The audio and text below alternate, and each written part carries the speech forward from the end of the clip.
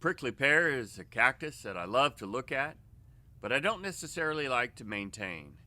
It is rather aggressive when it comes to fighting back when you're trying to trim it, and if you don't trim it, it has a tendency to want to die from within.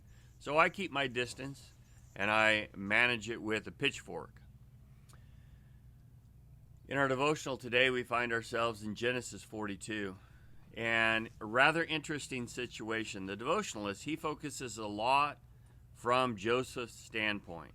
But I think it's interesting to look at this from Jacob's standpoint as well, and his brethren. Jacob, no doubt, had no idea that this famine was coming. That was information that God revealed to the Pharaoh and was interpreted by Joseph. We have no indication that that got to Jacob whatsoever or his brethren. And so when they're in the midst of this famine, and Jacob hears that there's corn in Egypt, he alerts his boys that it's time to go.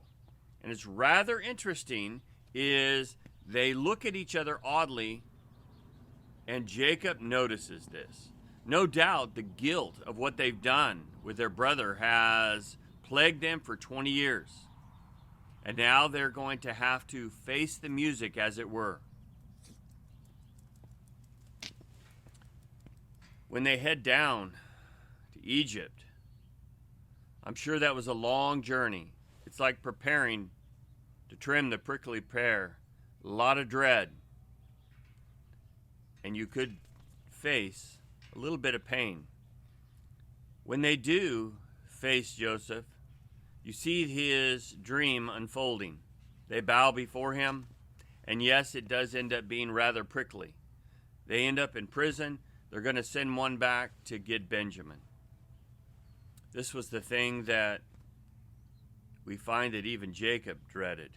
Am I going to lose it all? Am I going to lose Benjamin as well?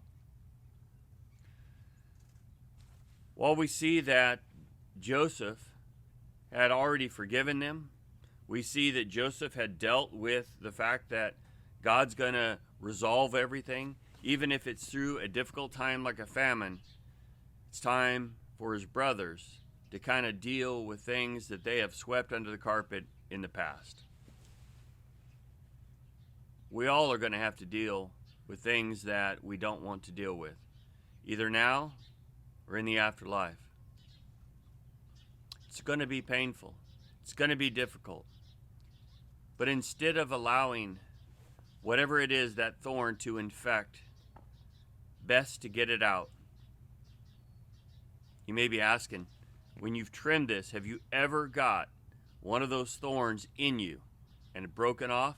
Yes. Did it begin to want to fester? Yes. And what did I want to do? I wanted to get it out as quickly as possible. This is what we ought to do as well. Is we ought to, instead of allowing things to go on, we ought to deal with things. We all have them. We all have them. Some things are much harder to deal with than others. Let's pray the Lord that He would give us wisdom that we can deal with the things in our lives. Because what we're going to find is in this difficult time, God brings them to a point of restoration. These things are really not possible with men, but all things are possible with God. So keep looking up. Remember, there are things in life that can be rather prickly, but we can go through them, and we can accomplish them with God. Thank you so much.